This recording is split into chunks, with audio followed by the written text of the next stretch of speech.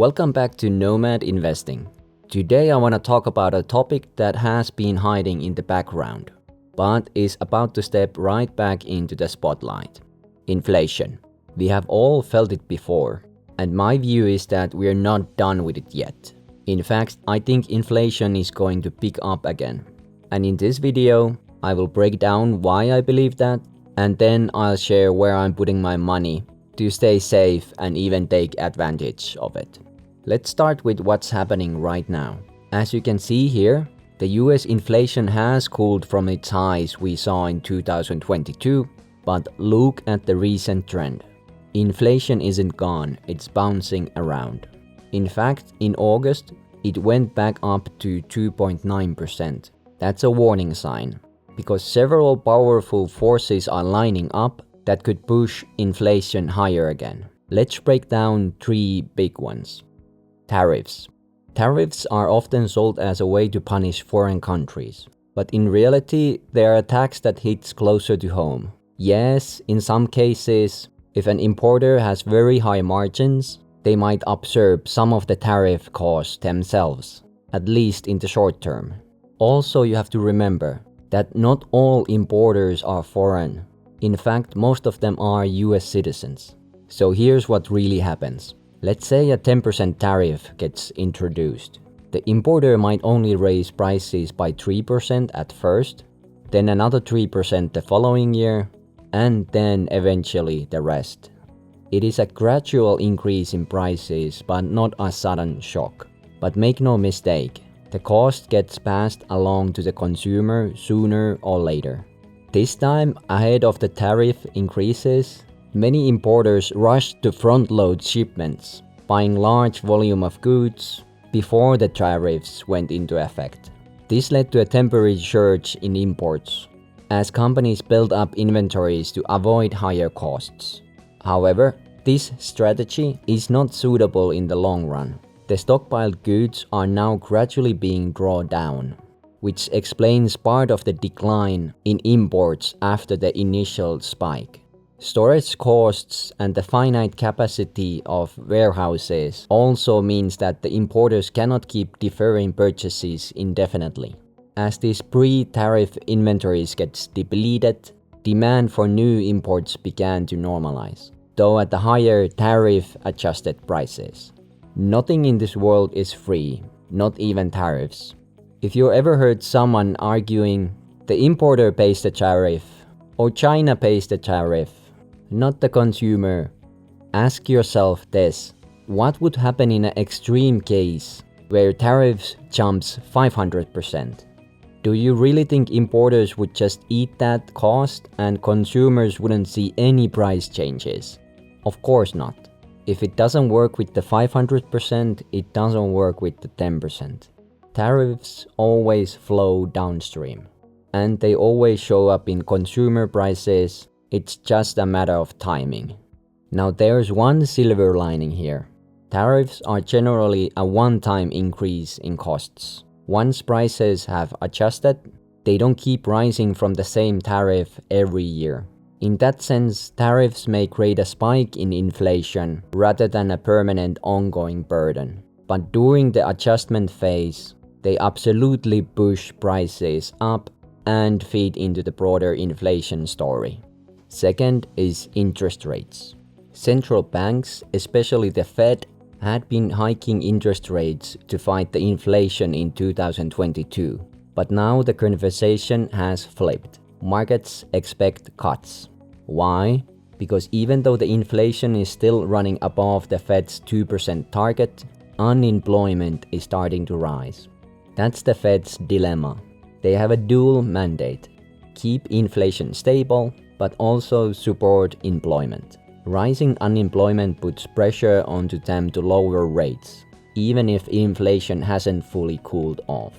And here's the risk. Lower interest rates makes borrowing cheaper, mortgages, credit cards, business loans. That sounds good at first, but cheaper money leads to more borrowing and more spending, and ultimately more upward pressure on prices. It also feeds into asset markets. Stocks and housing usually rise when rates drop, which makes people feel wealthier.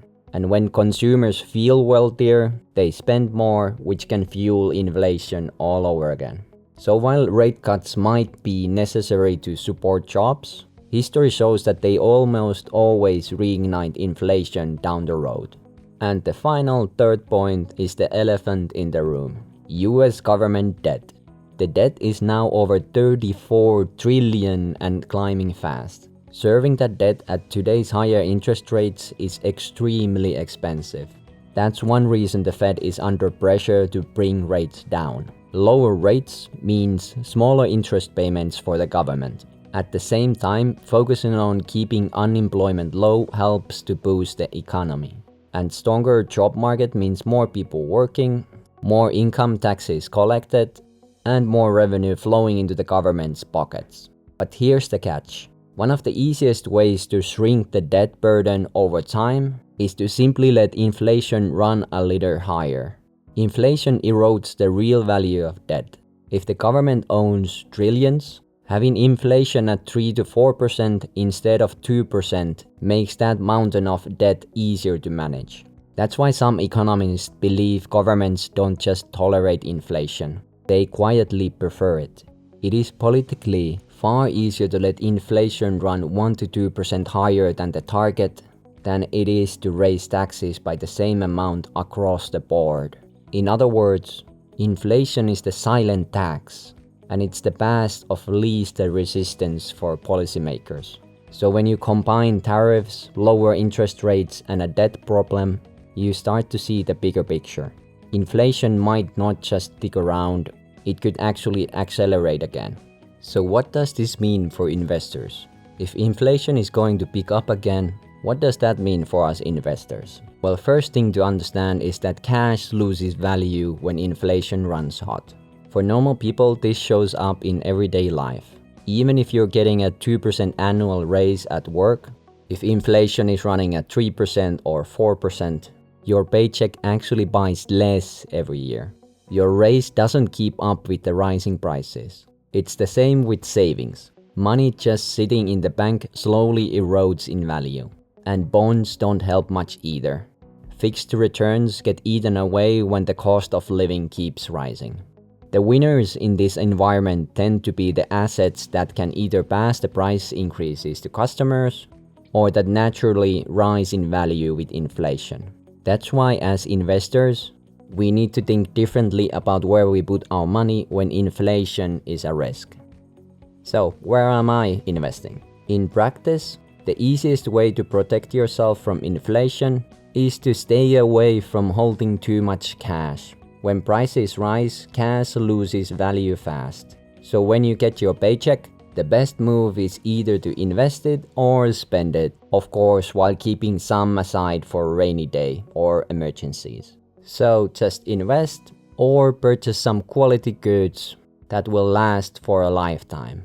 But sitting on a large amount of idle cash is basically guaranteeing you'll lose purchasing power over time. So where to put your money instead? Let's break it down.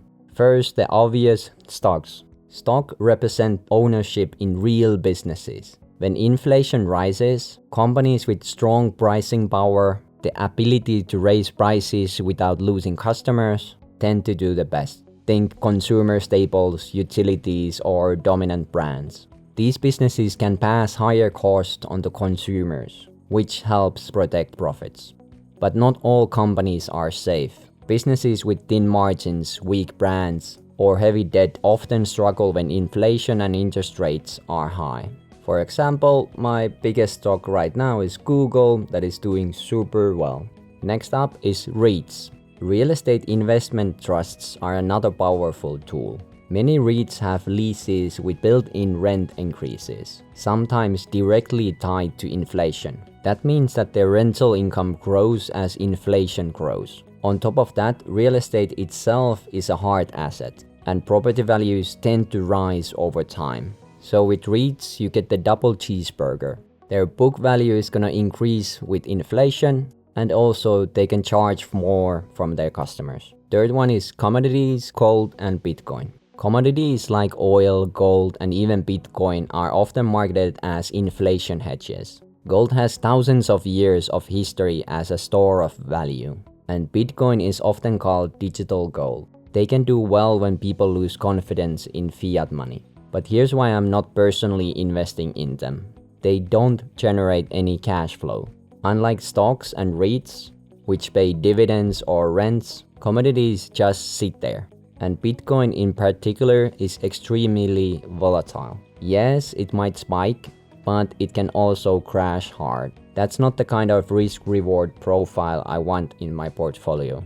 So for me, the focus stays on stocks with strong pricing power and REITs with inflation-linked income. They not only help protect against inflation, but they also provide steady cash flow, which is exactly what I want in an uncertain environment. Also, I need some money for traveling. So in conclusion, my thesis is that tariffs, lower rates, and the debt situation are a recipe for inflation to come back. And while a lot of people are ignoring that risk right now, I'm positioning myself in stocks and REITs that can weather the storm.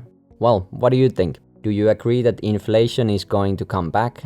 Or do you think it's under control? Let me know in the comments. And if you found this helpful, don't forget to hit the like and subscribe for more investing breakdowns. And as always, do not lose money and safe travels. Bye bye.